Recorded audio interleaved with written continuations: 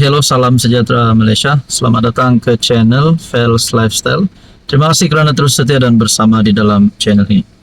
Saudara-saudara yang saya amat hormati, ada satu berita yang menyebut berkaitan dengan perbelanjaan lawatan madani ke luar negara, dibandingkan pula dengan perbelanjaan lawatan kerajaan pimpinan terdahulu. Belanja lawatan madani ke luar negara RM44 juta setahun. Di zaman Najib RM44 juta untuk 5 tahun. Ahli Parlimen PN mempersoalkan kos lawatan PM, Anwar dan Menteri ke luar negara yang mencecah RM44 juta dalam tempoh setahun. Syahidan Kasim, PN Arau berkata, kos berkenaan adalah jauh lebih tinggi berbanding jumlah sama dibelanjakan sepanjang tempo 5 tahun ketika era Najib Razak menjadi PM. Apa yang saya nak mempersoalkan di sini adalah waktu Najib Razak menjadi PM beberapa tahun yang lalu, sekitar saya pun tak pastilah, tapi mungkin kita kena fikir secara rasional dan logik. Kos dan seluruh kos perbelanjaan lah pada ketika itu dan seluruh kos perbelanjaan pada ketika ini sudah pasti tidak sama perbelanjaannya. Jadi apa persoalan dan isu yang nak ditimbulkan oleh PN Arau ini sebenarnya? Oleh itu dia menuntut penjelasan apakah angka ini adalah tepat ataupun sebaliknya. Semasa saya menjadi menteri dulu, menteri di Jabatan Perdana Menteri, jumlah keluar negara yaitu terdiri daripada perbelanjaan Menteri Kabinet dan juga Perdana Menteri Keluar Negara pada masa itu selama 5 tahun 2008 hingga 2013 sebanyak RM44 juta. Maknanya dari 2008 hingga 2013 dan kos perbelanjaan pada ketika itu tidak bolehlah kita samakan kos perbelanjaan pada hari ini.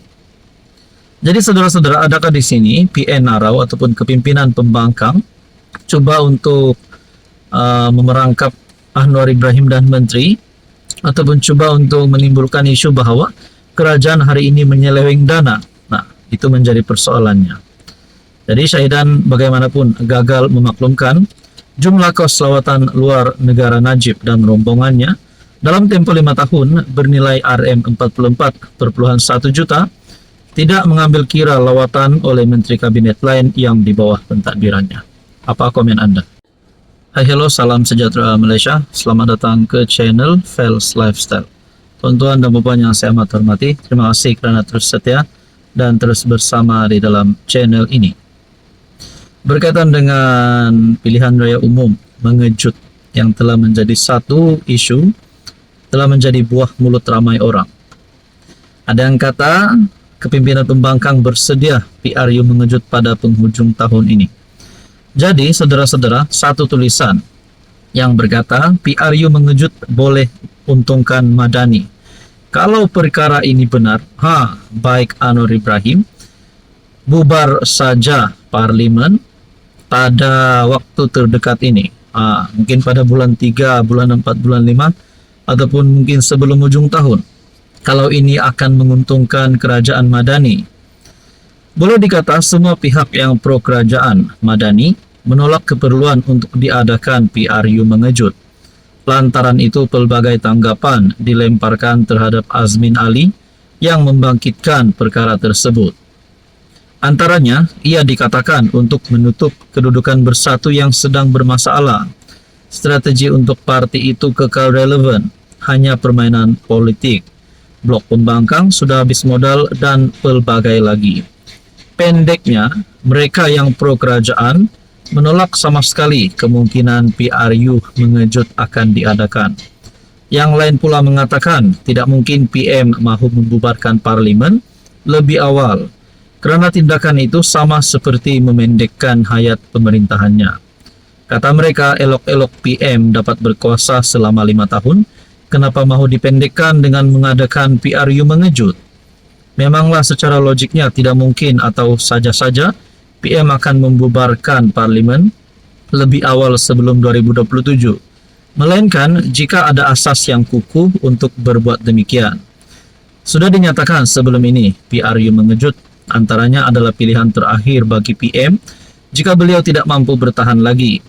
Di Sabah misalnya, telah banyak kali ketua menteri mengambil keputusan membubarkan DUN lebih awal bagi memaksa PRN mengejut lantaran agresifnya cobaan untuk menjatuhkan kerajaan negeri.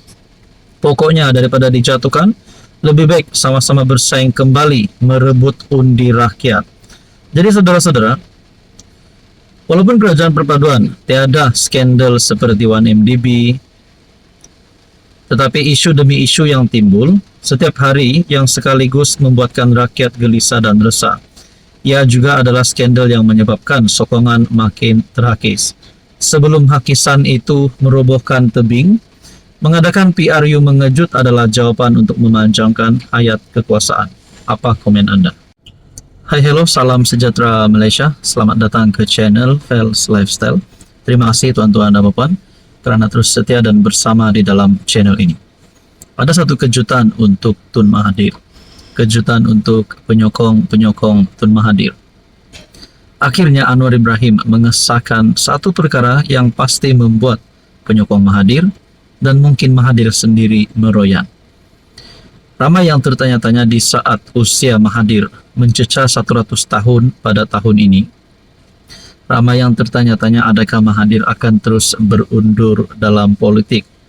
Walaupun ada gesaan terhadap beliau untuk jangan lagi aktif dalam politik. Lebih baik rehat saja. Rehatlah Tun Mahathir di rumah. Tapi kita dapat lihat beberapa kali Tun Mahathir membuat kenyataan di media dan kita dapat lihat beliau tidak terlalu aktif tapi masih lagi ada di dalam kancah politik Malaysia. Pada akhirnya Anwar Ibrahim dalam satu kenyataan, pemimpin mana nak jumpa Mahathir soal Anwar. Perdana Menteri Anwar Ibrahim menyangkal dakwaan Dr. Mahathir Mohamad bahawa kerajaan menghalang beberapa pemimpin asing berjumpa dengan bekas Perdana Menteri itu. Anwar berkata, tiada mana-mana pemimpin luar negara yang ingin bertemu dengan Mahathir. Jangan dilayan sangat, sebab pertamanya, pemimpin luar mana nak jumpa dia. Kalau nak jumpa pun, apa masalahnya? Kalau kawan dia dulu, nak kenal, nak jumpa, tak ada. Yang baru-baru ini, pemimpin Thailand, Jepun, Indonesia, Turki, tak ada yang minta nak jumpa. Kalau minta, tak akan. Saya nak kata jangan. Jumpalah, apa salahnya, kata Anwar, seperti dilapor bernama. Anwar berkata demikian dalam sidang media selepas mengakhiri lawatan rasmi ke Bahrain atas jemputan Putera Mahkota dan Perdana Menteri Bahrain Salman Hamad Al Khalifa. Baru-baru ini Mahathir mendakwa Anwar menghalang beberapa pemimpin negara asing daripada bertemu dengannya. Ada pemimpin negara asing dari 2-3 buah negara minta nak jumpa saya. Oh, Anwar kata tak boleh jumpa. Pemimpin itu kawan saya, kenal dengan saya. Mereka datang Malaysia nak jumpalah dengan saya.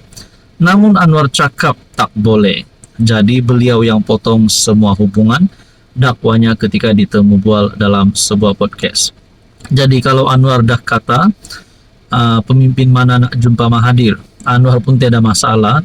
Pemimpin mana dari luar negara nak jumpa Mahathir, kenapa Mahathir pula kata Anwar yang melarang, memotong hubungan dan sebagainya. Jadi persoalan dan pertanyaan seterusnya, adakah Mahathir cuba memfitnah tapi namun digagalkan oleh Anwar? Apa komen Anda?